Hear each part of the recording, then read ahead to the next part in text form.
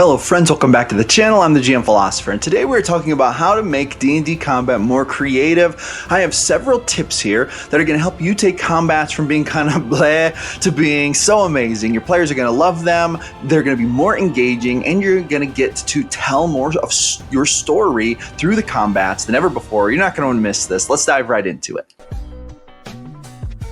Combat plays a pretty essential role in D&D games. A lot of the times, at least once per session, there will be some kind of player combat. With that being said, player combat can be a missed opportunity if we do not use all of the resources available to make it as creative as possible. Now, what do I mean by that? You might say, GM Philosopher, what in the heck do you mean making combat creative? Isn't that up to the players? And then I just have to run the NPCs, the bad guys, and then it's as creative as it's going to be. Well, there is some truth to that, but the truth is also that we can prompt players to make the combat more creative for them. And when I say prompt them to make it more creative for them, what I really mean is we can inspire our players to bring up the level of creativity to several notches higher. We can then match that with our big bads. We could even crank that up a little bit, and we can result in combats that are actually really immersive, really engaging, that help to tell the narrative of your player characters. And friends, this is called a win. This is called being an awesome GM, and the type of GM who runs combats that are not boring, that are actually awesome. So what's the first tip? Well, I'm going to tell you what, the very first tip here is exactly, and I hinted to it just a minute ago, it is prompting deeper roleplay from your player characters. Now, prompting deeper roleplay from your characters doesn't have to be rocket science, and you don't have to push players to do this. A lot of times what I like to do is I like to set up simple prompts through asking questions. So for example, one player during the combat might say, I'm going to attack the orc with my sword. Okay, now, awesome, but as a GM, I might prompt a bit more by saying, okay, describe to me what it looks like. Describe to me how your character is swinging the sword, whether they're moving their body in any kind of interesting way. Like, are they using any kind of like special maneuver or whatever? You know, now this is all flavor, obviously. This doesn't necessarily have to result in any kind of stat increases, though it can. If they're so creative, you may decide to reward them either with advantage or even with an inspiration point. And so it's really important that we don't neglect this. And you don't have to do this for every single combat swing, turn action for every single character, but I think that this is a really good thing to do at least once or twice for every combat, for every player. Prompting them, asking them if they would like to flavor it can really help them to have some creative input that they wouldn't have had before, and it can help to really spice up that combat and make it more exciting for them. But then you can also play off this. They might say, I'm going to do a twirling spin. My knight crashes into the orc with a slam. And then you might say, you know, the orc puts up the shield and is able to block the blow because maybe they missed the attack. But you notice that you have knocked him off kilter, and he looks at you, and you now have his full attention. He realizes you're a formidable opponent, right? So we can engage a little bit of storyline here for this. By the way, do you struggle to come up with plot arcs on the fly? If so, I have the perfect tool for you. It is called My Ultimate Plot Randomizer. It is a free ebook. When you join my email list, you can download this for free. You'll get the link in your first email. It contains 4 D100 tables that will let you roll random plot arcs whenever you need them. Roll the hook, the conflict, and the conclusion, and even add wild and wacky stuff all right there. Download this, print it out, add it to your tool collection, and you will never go without another plot arc again. I give this away for free to help you create awesome plot arcs just like I do. I use this in almost every single session, and you are not going to want to miss out on this, so make sure you grab this. And that leads us actually to tip number 2, which is think of your combat turns as a sequence of chapters in a story. Now, what does a story usually contain? This is a really good question to help understand what I'm about to say in this next point. Story generally contains a hook, there's a conflict, and then there's some kind of conclusion. And there can even be sub points within that arc. So for example, there's the hook. That's basically the beginning of the story. That's what hooks you in and makes it an interesting story. And then it continues to the conflict. Now, we run into conflict because in every story, overcoming adversity is an important part of the narrative. We enjoy these stories, and for good reason. As humans, we've been overcoming adversity for millions of years in our own evolution, and we do this every day in our own lives. We start out on adventures, and we have to overcome conflict and adversity to get to where we want to go, to achieve what we want to achieve. And this actually makes a really good framework for plot arcs, storyline arcs for characters in your D&D games. However, it also is useful for creating narrative arcs through combat, and you can treat the different parts of combat as a sort of story, as sort of chapters in an overarching narrative. And let me explain what I mean by that. Let's say that the battle starts. What's the hook? Right? Something is going to hook it in. Maybe a player character gets surprised around by firing an arrow from the bushes, or maybe the enemy wizard casts darkness on the battlefield, or whatever it is, right? There's a hook. It begins. It's like, and so it begins. This is the first beginning of the first chapter. But then what happens? What happens then is a series of steps that lead up to bigger storyline arcs for the combat. So player two is going to go. What's player two going to do? Are they going to attack even though darkness is on the battlefield? Are they going to try to dispel the darkness? Are they going to try to get out of it and circumnavigate it, right? So this next player has a choice to make. There are obstacles in front of them. And when you flavor it like this and you propose it and prompt this, so we're kind of connecting the first tip to the second tip here, but you say this player, listen, darkness is on the battlefield. You know, your character probably knows they have a certain number of options for how they can navigate this. Your character is faced with the task, the great burden of helping your teammates succeed in this combat. If you do not, guess what? The results will be terminal. You may not walk away from this battlefield. What are you going to do? This is your turn. This is your big moment to shine, right? Now, when we prompt players like this, we're setting them up not just to take a turn. We're setting them up to engage on a deeper narrative through the combat. And this is actually a great metaphor for story, overarching story itself, and a great metaphor for life that we connect with. And this excites us. Do you know why? Because one of the things that we love about role-play games, tabletop role-playing games especially, is the fact that we get to simulate aspects of our lives that are often difficult, boring, muddled with conflict, things we don't have a lot of control over, things that we can't just blast magic missiles at to solve the problems. A lot of times in life, we have all of these parameters, all of these things boxing us in, causing us to need to live life in a certain way. And there's a point to where we even start to ask ourselves, do I even have free will in this life, right? This is a very actually valid existential question. But when you give players prompts, when you inspire them creatively, when you challenge them creatively to step outside of the traditional narrative turn-based framework, and you say, you know, this responsibility rests on your shoulders. You have the resources you have. What are you going to do with it, right? You're setting them up to not just take a turn, but to embark on a hero's arc with their character. And right now, it's as simple as what are they going to do about darkness? But that's only one chapter in the larger narrative. There might be lightning bolts to contend with. There might be enemy bat monkeys to contend with, right? So the point being here is try not to let combat descend into just you take a turn, you take a turn, you take a turn, you take a turn, let's roll damage. It is so much more epic and exciting to make turns in combat their own chapters and a larger narrative arc that helps the characters, helps the players tell the stories of their characters in a more incredible, epic way, right? And that leads us to our next tip. Take all descriptions a level deeper. If you watch my content very much, you know that I love to take concepts and take them deeper. To me, when we take things deeper and then another step deeper, this is how we increase immersion, increase excitement in the game. And one of the cardinal skills of being a great GM is knowing when to take things deeper and when to leave things alone, right? This is actually really important. So during combat, I want to do the same thing. I want to take things a level deeper. What does this mean? I want to take descriptions of actions and consequences a level deeper. So let's say, for example, that this orc who got attacked, they pull out a knife and they attack the knight and they hit. Roll for damage. The orc rolls for damage, rolls 6 points of damage. Ouch. You know, okay, now it's your turn. Right. No. Let's not skip that. We need to deepen that narrative. That knight just did a twirling, swirling slam attack, but missed. The orc, you know, now with a big dent in his shield is looking, you know, angry. He pulls out his knife and then he slips the dagger into the side of the knight. The knight feels the blade, the cold blade, stab right into their skin between the rivets of their armor.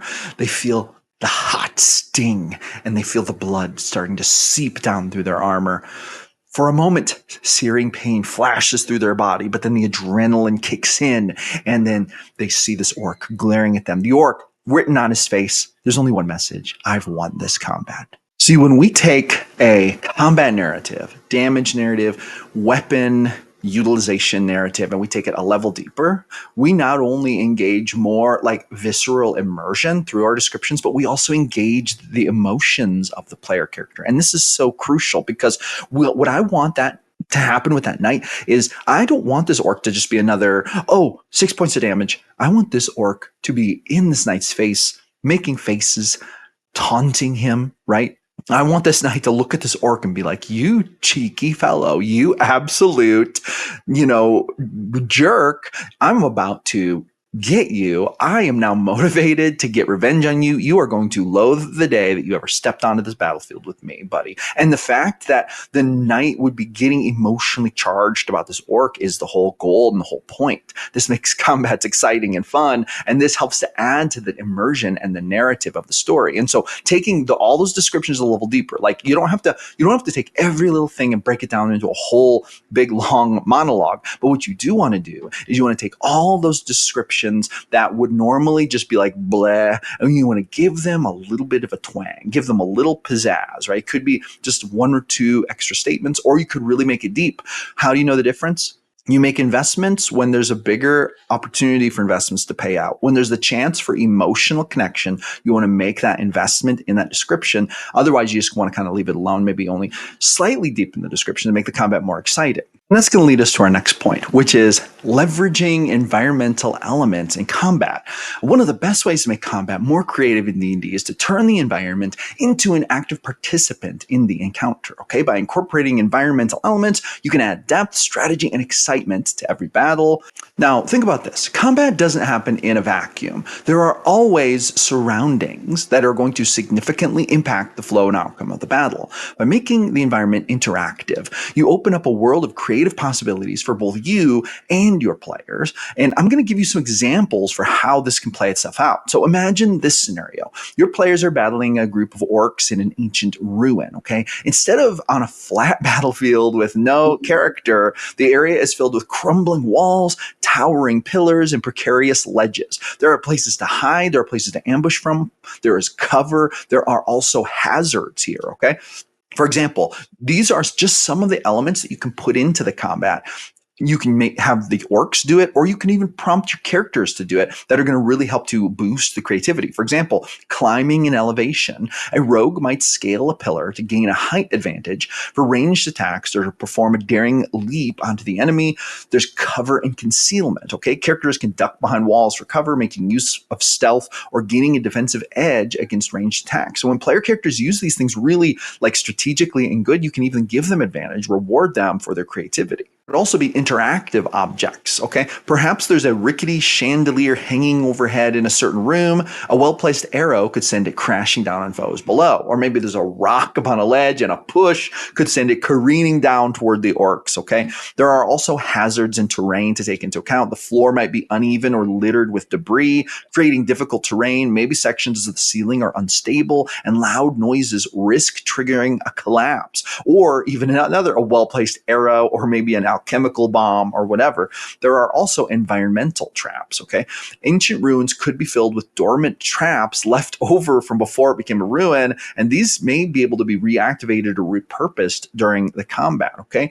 By introducing these elements, you're not just adding obstacles, you're providing tools for creative problem solving too. Your players might decide to lure enemies into traps, use the environment to block paths, or find alternative ways that their objectives could be achieved beyond just dealing damage.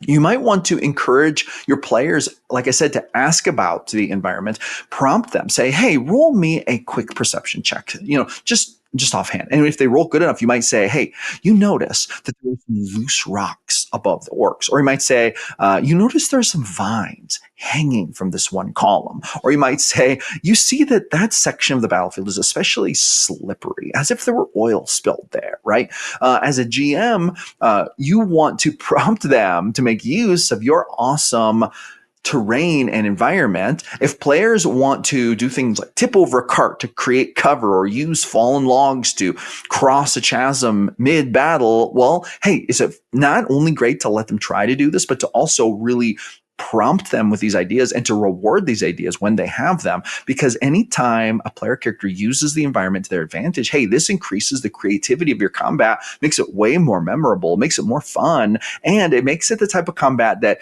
players actually have really fond memories of, instead of just being like, oh yeah, I shot my arrow, I did 9 damage, right? And that's going to bring us to our next point, which is to introduce dynamic objectives in combat, okay? One great way to break up the routine of a standard hit points and hit harder combat is to introduce dynamic objectives that give players something to accomplish beyond simply defeating the enemies, or give them creative ways of defeating the enemies, okay? Dynamic objectives encourage strategy and teamwork. They also encourage role play, and they also encourage problem solving, making each fight feel unique and memorable.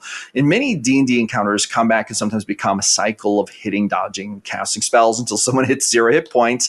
And while that can be fun, adding objectives within the battle can create an entirely new layer of excitement, strategy, and immersion. And here's some examples of what I mean by this. For example, you could have a ritual going that the party needs to stop.